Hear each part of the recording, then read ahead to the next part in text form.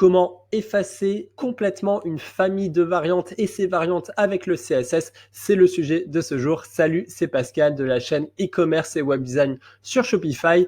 Je t'avais fait une précédente vidéo le 11 mars 2020 dans laquelle je t'avais présenté comment on pouvait se dépatouiller avec des variantes automatisées qui apparaissaient notamment par rapport au pays d'expédition et où ça marquait expédition depuis la Chine. Et évidemment, si tu voulais garder l'automatisation avec Oberlo, Deezers ou ton programme d'importation, tu étais dans l'incapacité de supprimer cette variante, sinon ça perdait la synchronisation.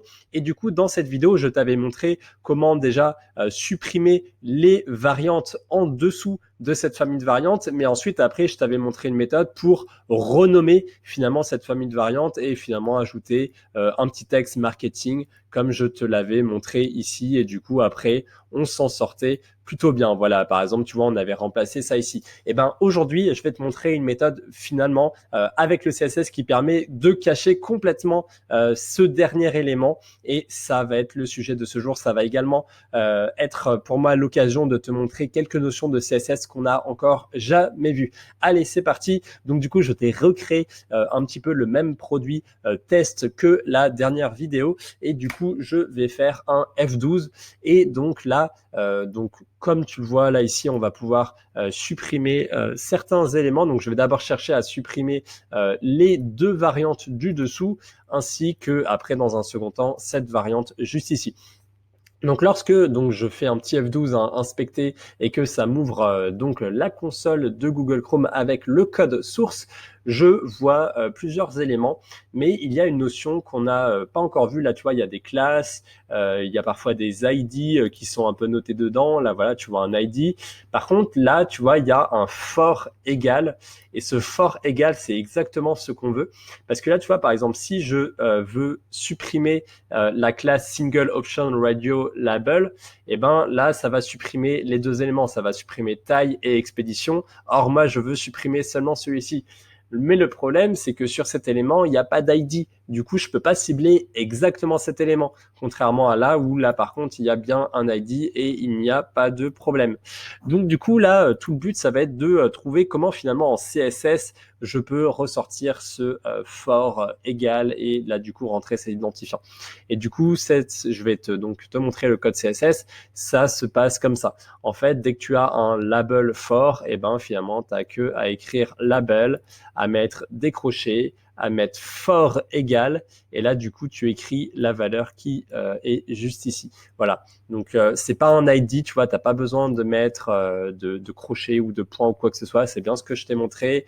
Idem, là le label, il a une classe qui s'appelle single option-radio label underscore label, mais idem, là tu vois, j'ai pas besoin de la noter, j'ai juste à vraiment écrire label, j'ai pas besoin de noter la classe à la suite ici. Donc voilà, là j'ai vraiment juste à noter ça, et ça marche très très bien. Donc après voilà, je fais un display none et ça fonctionne. Ensuite donc voilà, ça c'est finalement tout simplement comme ça que ça fonctionne.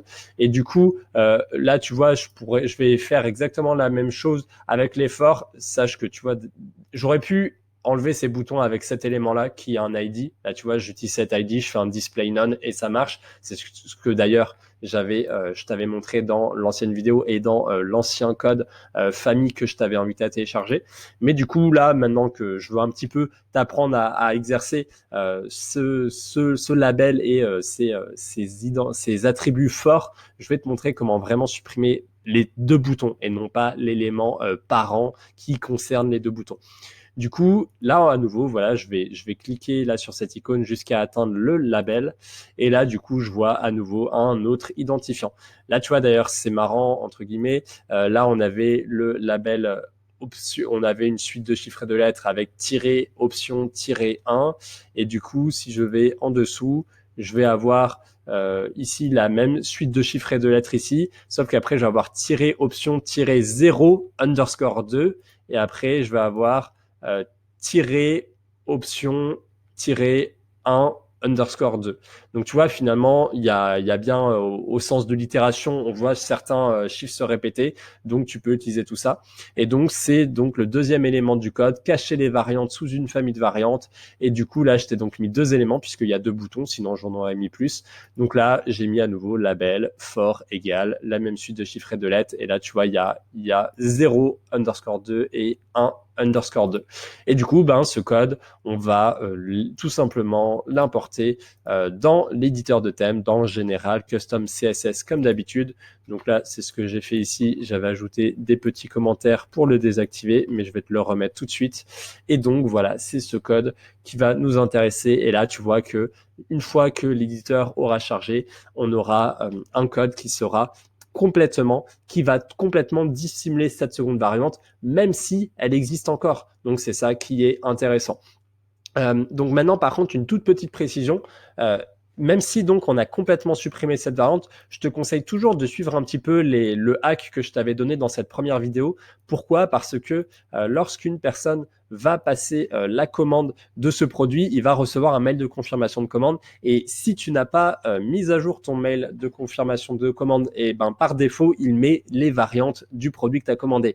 Donc là, le client, il voit pas. Là, cette variante, vu qu'on vient de la supprimer, par contre, dans le mail de confirmation de commande, s'il voit expédition Chine, il peut se braquer. Normal. Du coup, moi, ce que je te conseille toujours, c'est éventuellement expédition. Tu peux laisser ça, tu peux le renommer comme tu veux hein, après, hein, avec un more option, edit option, et là, tu renommes ici. Par contre, là, ça serait bien d'enlever, voilà, Chine, Russie, etc. Du coup, tu peux mettre expédition livraison standard. Tu vois, en fait, la question, ça va juste être de modifier la valeur sans pour autant supprimer cette famille de variantes. Et ainsi, ben, comme ça, le client ne risque pas de se braquer par rapport à ça. Si tu combines en plus après avec un suivi de commande avec tracking elite et que donc le client ne voit jamais finalement la destination exacte du tracking et que finalement tu proposes une bonne expérience client sur un suivi de commande régulier, et ben il n'y a pas de problème. Après, bien évidemment, cette méthode que je te montre, elle fonctionne uniquement si ben, tu proposes de la valeur à tes clients, que tu proposes un produit de qualité et que les clients sont contents. S'ils veulent un remboursement pour une raison ou une autre, tu l'accordes. Évidemment, je te conseille pas de faire des choses illégales. C'est juste une question de présentation par rapport aux possibilités qui te sont données aux outils. Voilà, bah en tout cas, ce code, tu peux donc dès aujourd'hui le télécharger. Comme d'habitude, en dessous de la vidéo, tu as le lien de description qui va t'emmener sur une conversation Messenger de ma page Facebook professionnelle. Tu auras juste à écrire le code famille 2 qui donc voilà reprend l'ensemble des codes que je viens de te montrer.